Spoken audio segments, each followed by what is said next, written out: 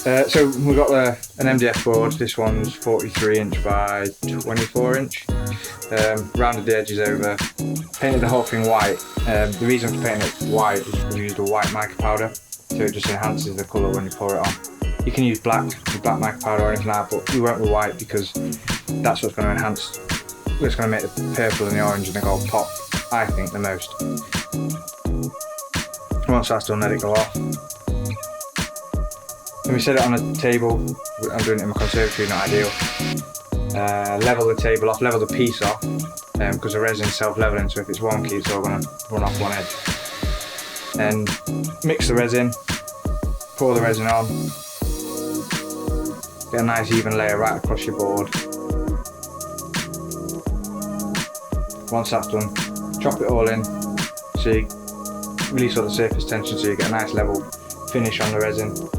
Then you'll probably see bubbles emerging, so you need to use a heat gun or a blowtorch, get rid of all the bubbles, and then just go to town with a spray paint and a stick. I'll start with a big splodge where we want the start of the X to go from, and then I'll fan it out and get some of the purple mixed in with the white just to make a base, and then I'll come back and hit it with some real strong dark lines of purple to create the main pattern.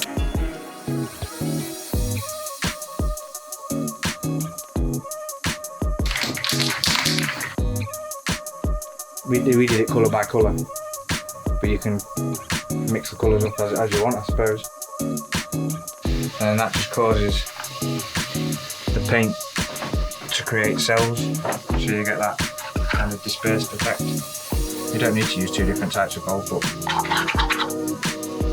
I think because this one's got a bit of silver in it as well, it kind of highlights the other one. If you mix it in and around, it mixes with the purple, and you can get bits where the purple kind of wraps around it and through it and stuff. Gives it like a marbly effect. So because you want your purple and your orange, we originally said we were going to do purple on the bottom layer, orange on the top layer, to get two different levels. But I think if we just put the tiniest flecks of orange through here as well, and then when we do the next layer, we'll do more orange and slightly less purple, it'll give it more of a three-dimensional effect.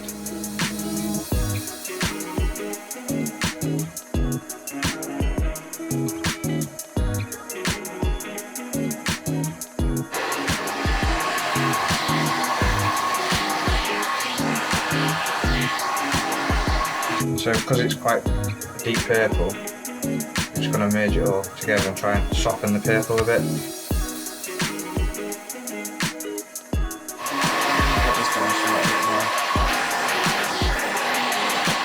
And once that had gone off to a point where we can put a second layer on, literally exactly the same process, but instead of using a mica powder we used a clear resin, and then put the second layer of paint into the clear resin.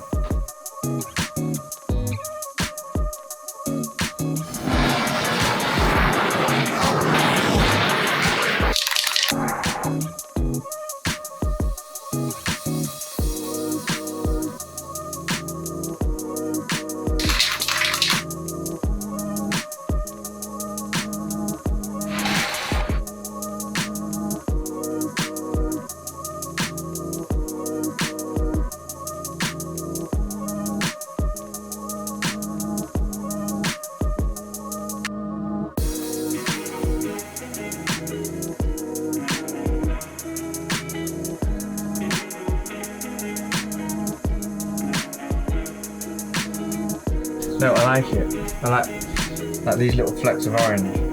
They're just coming in between the clear bits, the gold bits, and then the purple the other side. I think that looks real cool. Like that bit there, looks like a purple flame almost or something. Like this bit here, where that's the orange that's from the bottom layer. That's not from this top layer. And I put a blob of gold in, and it kind of looks like, I think it looks like a flame now almost.